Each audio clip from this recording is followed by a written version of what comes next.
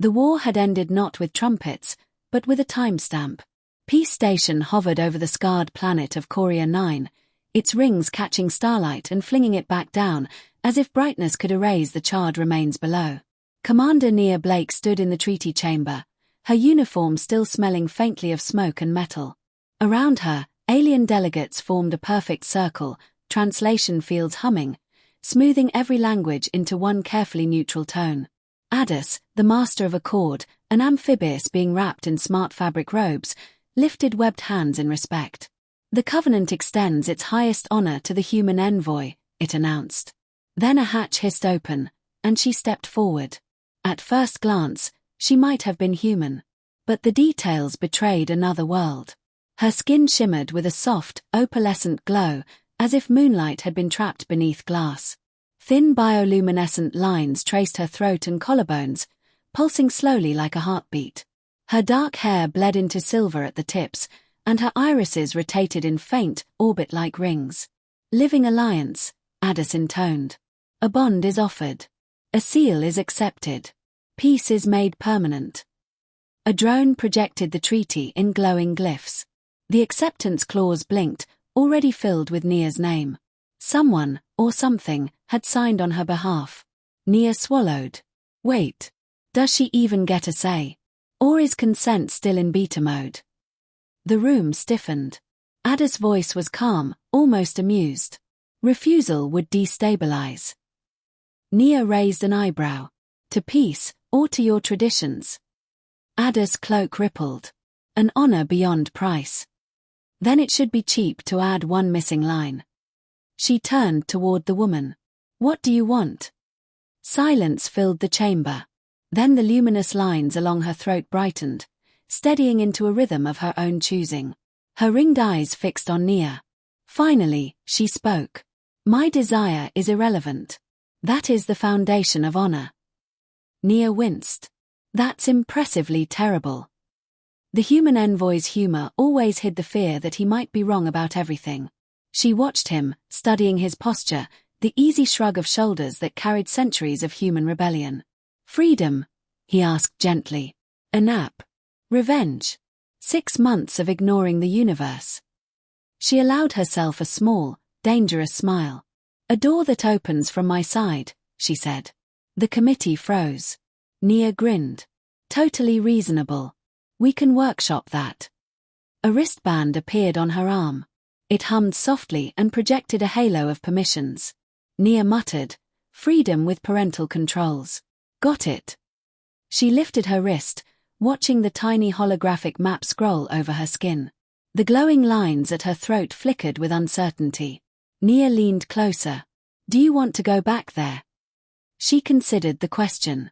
Her luminous throat lines pulsed brighter, faster, slower.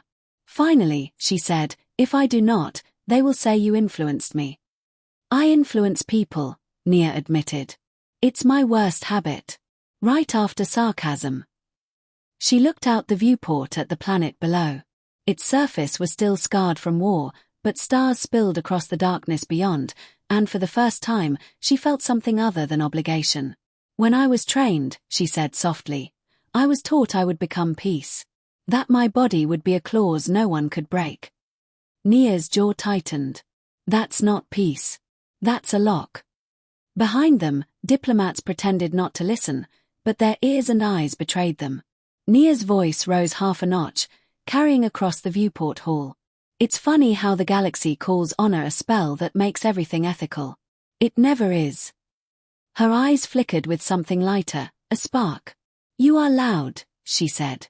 I'd name a dangerous animal, Nia said. Then get bitten and still defend it in public. Her laughter broke free, soft and musical. The light along her collarbones warmed like approval. She was no longer a living clause, a ceremonial tool. She was Nia Blake's partner in defiance. Do you know how this works? He asked, nodding at the wristband. She studied it. It measures my location, my compliance. Of course it does, he said dryly. A soft chime sounded. The wristband projected a pulsing map of the station with a curfew line. If I return, she asked quietly, will you still ask me what I want tomorrow? Nia didn't hesitate. Every day, until it's boring. And then I'll ask again. Her light settled into a slow pulse that looked dangerously like hope. The next morning, the treaty chamber seemed unchanged, same ring of delegates, same holograms, same polished floors. Yet the air was different. Sailors watched horizons. Delegates watched entrances. Nia felt it in the weight of every stare. A drone whispered, "Reminder. Please refrain from destabilizing metaphors." "Nope," Nia whispered back. Later that day, an unexpected alarm blared across the station. Security drones flitted into position, their lights flashing red. Nia grabbed Ilara's arm. "What now?" A holographic message appeared in the middle of the corridor. Unauthorized access detected. Evacuation protocol not engaged. Ilara's bioluminescent lines pulsed sharply. "This is not routine." Nia scanned the corridors. No sign of intruders, yet the station's AI was insistent. "They're hiding in plain sight," Nia muttered. "Classic human tactic." Ilara tilted her head, amused. "Humans are unpredictable." "Exactly." They moved quickly, Nia leading, Ilara following with the grace of a trained warrior. They reached the observation deck, where the stars were spilled across the void like shattered diamonds. And there it was, a shadow in the station's hull, moving against the rotation of the ring. "Spy?" Ilara asked, voice calm. Nia nodded. "Probably. Could be a faction unhappy with our treaty rewrite. Someone who thinks living clauses are better than accountability." Ilara's luminous lines brightened. "Then they will learn that humans do not negotiate threats with silence." Together, they approached the intruder. It was humanoid but cloaked in reflective armor. Nia called out, "Step into the light. Or be catalogued as hostile." The figure hesitated, then bolted toward the maintenance ducts. Nia's laugh echoed in the observation deck. "Every day. Every single day." Ilara tilted her head. "And you are always ready for it." "Always," Nia said. "That's what humans do. We improvise. We survive. And if we survive long enough, we rewrite the rules." The next morning brought a meeting with the station's strategic council. Nia and Ilara entered together, wristband projecting a shared boundary map. Every eye turned toward her, curiosity, suspicion, respect. She no longer looked like a clause. She looked like someone with a voice, and a choice. "The human variable," one delegate began, "has demonstrated that rules may be interpreted differently. Does your species always act this, creatively?" Nia grinned. "Only when the universe demands it. Otherwise, we sleep, eat, and argue about music." Ilara's lines pulsed in a pattern that seemed amused. "I am beginning to understand humans." "And you," Nia said, "are beginning to understand freedom." The council discussed reparations, treaty clauses, and oversight. Nia and Ilara watched as words like ownership, control, and honor were replaced by accountability, collaboration, and choice. Small steps. Giant leaps. By midday, Ilara was allowed to move through new sectors of the station, her autonomy band humming softly. Every corridor, every viewport, every system she encountered was catalogued, observed, noted, but always under her consent. Nia stayed beside her, the human variable and the human guide, a living example of adaptability, humor, and stubborn persistence. Evenings brought moments of quiet. They walked the ringed corridors, sometimes in silence, sometimes sharing stories. "Do you ever miss being just a clause?" Nia asked gently. Ilara's eyes reflected the galaxy beyond. "Sometimes. But now, I choose. Choice is more terrifying than obedience. But it feels alive." "Terrifying is good," Nia said. "It means you matter." She laughed softly. The light along her collarbones pulsed steady, as if agreeing. The galaxy outside the viewport no longer looked like a cage. It was vast, messy, full of possibility. And for the first time, she felt that possibility belonged to her, not a law, not a treaty, not a human envoy, but her. Nia watched her, noting the smallest details. The rotation of the rings in her eyes, the pulse of her internal light, the way she breathed with intent. Humans survived through unpredictability, through resilience, through daring. Ilara had learned to survive, but now she was learning to live. And Nia knew, without saying it, that the galaxy itself would never be the same. That night, the station lights dimmed, leaving the stars outside to shine unfiltered. Nia and Ilara stood by a viewport, the scarred planet of Coria 9 below. Tomorrow, Nia said, we go further. Explore sectors they said were too dangerous. Find truths they didn't want catalogued. Ilara's pulse brightened. I am ready, but not because I am ordered. Because I choose it. Nia smiled. Exactly. That's what makes humans dangerous. That's what makes us remarkable. Her luminous line steadied, no longer dictated by station protocols. The rings in her eyes spun slowly, deliberately, as if charting new orbits. The galaxy waited, uncertain, unprepared for what freedom in the hands of the human variable would bring. And together, Nia and Ilara stepped forward, not as claws and envoy, but as partners in a galaxy that had underestimated humanity, and the courage of one woman who refused to be a clause. She watched as the woman entered alone. Autonomy band glowing faintly, but dark where it should have been bright. The bioluminescent lines along her throat pulsed steady and deliberate, the rings in her eyes orbiting with intention. Addis rose. Proceed with the ceremony. Nia stepped aside. She will speak, he said. The ripple that went through the room was immediate. Swarms of tiny bodies, floating basalt-faced delegates, breathing halos, they all shifted, collectively uncertain. I was trained to be your guarantee, she said, voice clear through translation fields. A living clause that holds your peace together by fear. You call it honor. I call it ownership wrapped in perfume. The cloak of the master of Accord rippled. Custom preserves stability. She tilted her head. Stability built on silence is not stability. It is a pause before the next violence. Something inside Nia loosened. Survival had always been the goal. Now he realized survival was only the doorway. If this bond is refused, the treaty fails, the breathing halo delegate said. Nia raised a finger. Then the treaty is fragile. Which is not a compliment. He flicked his wrist. The hologram bloomed, and old clauses were uncovered. Loopholes discovered. No living being may be exchanged as a guarantee. Her light fell across the words. If you want peace, she said softly, preserve my freedom. Silence fell, heavy as gravity. Then voices rose. An envoy whose fleet had been destroyed spoke first. We will sign. Not because humans demand it, but because cages are not tradition. Others followed. Slowly, then all at once, the reaction spread. The master of Accord's hands trembled. Nia looked at her. She looked back. The rings in her eyes rotated, then settled. The galaxy had shifted, not with weapons or treaties, but with accountability. She smiled, faint but real. And for the first time, the universe did not look like a cage. It looked like a door opening from her side. Nia and the woman, Ilara, as she finally allowed herself to be called, walked the station's ringed corridors. Security drones hovered politely at a distance, their lights scanning, always scanning. You could have refused, Nia said. The whole universe would have blamed me.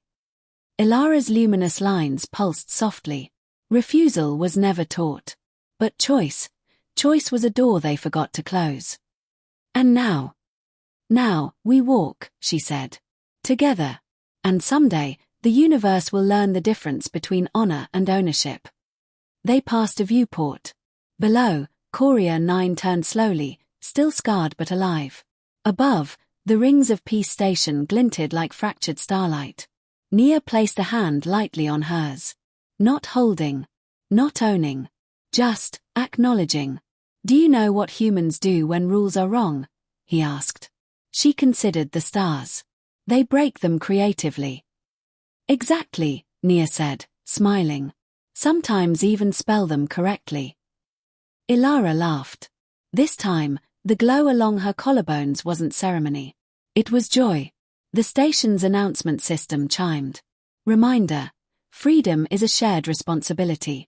Nia muttered, apparently it's a timed event. She smiled, letting her light pulse steady and bright. The galaxy was no longer a cage. It was a challenge. And they were ready. The morning light on P Station was artificial, but it still carried a cold, sterile promise. Nia leaned against the transparent alloy wall of the observation ring, watching Alara study the stars below. The scarred surface of Courier 9 spun silently, rivers of molten rock visible along jagged fractures. The planet was alive, but wounded, and the echoes of war still hung in every orbiting sensor. "You're quiet," Nia said, finally breaking the silence.